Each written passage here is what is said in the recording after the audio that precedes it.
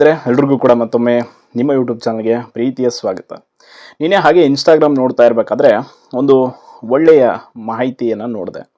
ಅದನ್ನು ನಾನು ಕಮ್ಯುನಿಟಿ ಪೋಸ್ಟಲ್ಲಿ ಕೂಡ ಹಂಚ್ಕೊಂಡಿದ್ದೆ. ತುಂಬ ಜನ ಆ ಪೋಸ್ಟ್ಗೆ ಲೈಕ್ ಕೂಡ ಮಾಡಿದ್ರಿ, ಹಲವಾರು ಜನ ಕಮೆಂಟ್ ಮಾಡಿದ್ರಿ. ಅದೇನು ಅಂತಂದರೆ, ನಮ್ಮ ನೆರೆಯ ತೆಲಂಗಾಣ ರಾಜ್ಯದಲ್ಲಿ ಇಬ್ಬರು ಪ್ರೇಮಿಗಳು ತಾವು ಪ್ರೀತಿಸುವ ಜೊತೆಗೆ ಸರ್ಕಾರಿ ಹುದ್ದೆಯ ಒಂದು ಏನು ಗೌರ್ಮೆಂಟ್ ಜಾಬ್ ಪ್ರಿಪ್ರೇಷನನ್ನು ಮಾಡ್ತಾ, ಸೊ ಇಬ್ಬರೂ ಕೂಡ ಒಳ್ಳೆಯ ಹುದ್ದೆಗಳನ್ನು ಪಡ್ಕೊಂಡು ಯಾವ ರೀತಿಯಾಗಿ ಸಕ್ಸಸ್ ಆಗಿದ್ರು ಅನ್ನೋದು ಒಂದು ಶಾರ್ಟ್ ಆಗಿ ಒಂದು ಮಾಹಿತಿ ಇತ್ತು. ಸೊ ಅದನ್ನು ನಾನು ನೋಡಿ ಆನಂತರ ಅದ್ರ ಬಗ್ಗೆ ಡೀಟೇಲ್ಡ್ ಆಗಿ ಒಂದಿಷ್ಟು ಸರ್ಚ್ ಮಾಡಿ ನೋಡಿದೆ.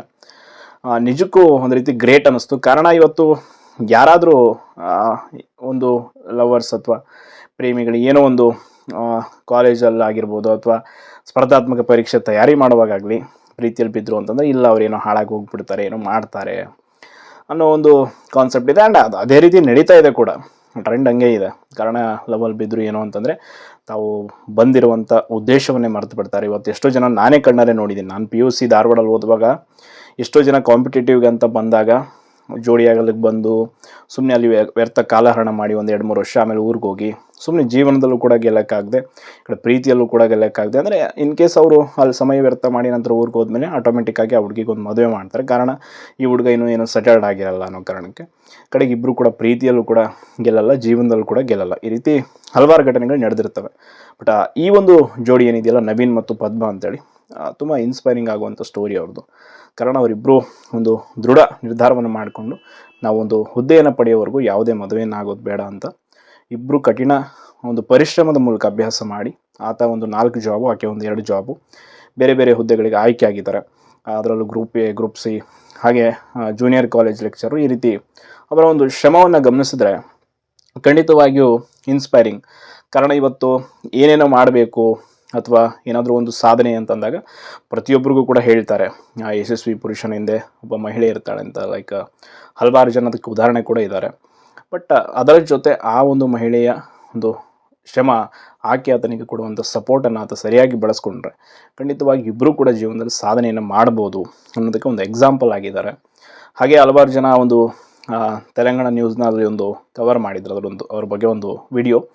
ಅದು ಕೆಳಗಡೆ ಕಮೆಂಟ್ ಸೆಕ್ಷನಲ್ಲಿ ನೋಡ್ತಾ ಇದ್ದೆ, ಕೆಲವೊಂದಿಷ್ಟು ಜನ ಹಾಕಿದರು ಅವರಿಬ್ಬರಿಗೆ ರಿಸರ್ವೇಷನ್ ಇತ್ತಾ ಹಂಗೆ ಅಂತ. ಬಟ್ ನಾನೊಂದು ಹೇಳ್ತೀನಿ, ರಿಸರ್ವೇಷನ್ ಇದ್ದವರು ಅಚೀವ್ಮೆಂಟ್ ಮಾಡೋ ಹಾಗಿದ್ದರೆ ಇವತ್ತು ಹಲವಾರು ವಿಶ್ವವಿದ್ಯಾಲಯಗಳು, ಪ್ರಖ್ಯಾತ ವಿಶ್ವವಿದ್ಯಾಲಯಗಳಿಗೆ ನೀವು ಹೋದರೆ ಅಲ್ಲಿ ರಿಸರ್ವೇಷನ್ ಅಡಿಯಲ್ಲಿ ಹಾಸ್ಟೆಲ್ ಪಡ್ಕೊಂಡಂಥವ್ರು, ರಿಸರ್ವೇಷನ್ ಅಡಿಯಲ್ಲಿ ಸೀಟ್ ಪಡ್ಕೊಂಡಂಥವ್ರು 22-23 ವರ್ಷಕ್ಕೆ ಯೂನಿವರ್ಸಿಟಿಗೆ ಬಂದವರು 30 ವರ್ಷ ಆದರೂ ಯೂನಿವರ್ಸಿಟಿ ಬಿಟ್ಟು ಹೋಗಲ್ಲ. ಸುಮ್ಮನೆ ಅದು ಇದು ಕೋರ್ಸ್ ಮಾಡ್ಕೊತ ಅಲ್ಲಿ ಹಾಸ್ಟೆಲ್ ಕೊಡುವಂಥ ಊಟ ಮಾಡಿಕೊಂಡು ಆರಾಮಾಗಿ ಜೀವನ ಕಳೆದು 30 ವರ್ಷ ಆದಮೇಲೆ ನಾನು ಏನೂ ಆಗಿಲ್ಲ, ಇಲ್ಲಾದರೂ ಒಂದು ಪ್ರೈವೇಟಲ್ಲಿ ಕೆಲಸಕ್ಕೆ ಹೋಗೋಣ ಅಂತ ಟ್ರೈ ಮಾಡ್ತಿರ್ತಾರೆ.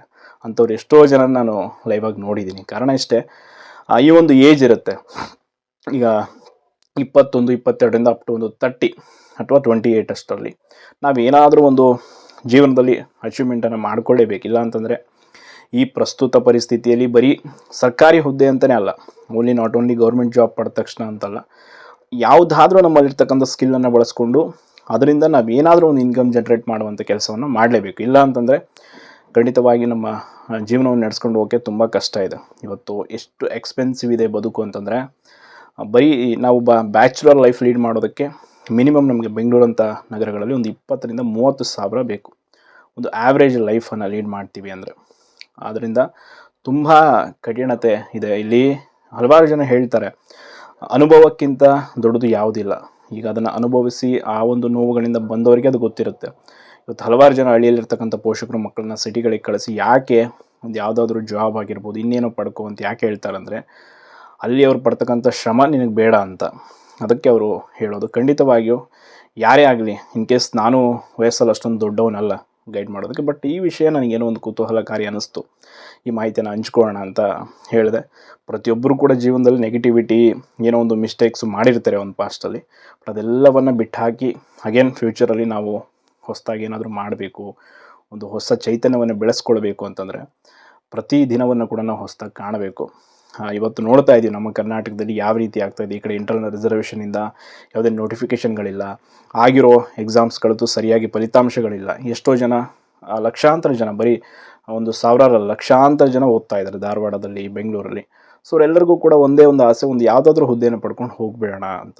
ಬಟ್ ಅದನ್ನು ಅವರು ಎಷ್ಟು ಪರಿಶ್ರಮ ಮತ್ತು ಎಷ್ಟು ಪ್ರಾಮಾಣಿಕವಾಗಿ ಮಾಡ್ತಾರೆ ಅನ್ನೋದ್ರ ಮೇಲೆ ಅವರಿಗೆ ಒಂದು ರಿಸಲ್ಟ್ ನಿರ್ಧಾರ ಆಗಿರುತ್ತೆ ಅಂತ ಹೇಳ್ತಾ ಧನ್ಯವಾದಗಳು.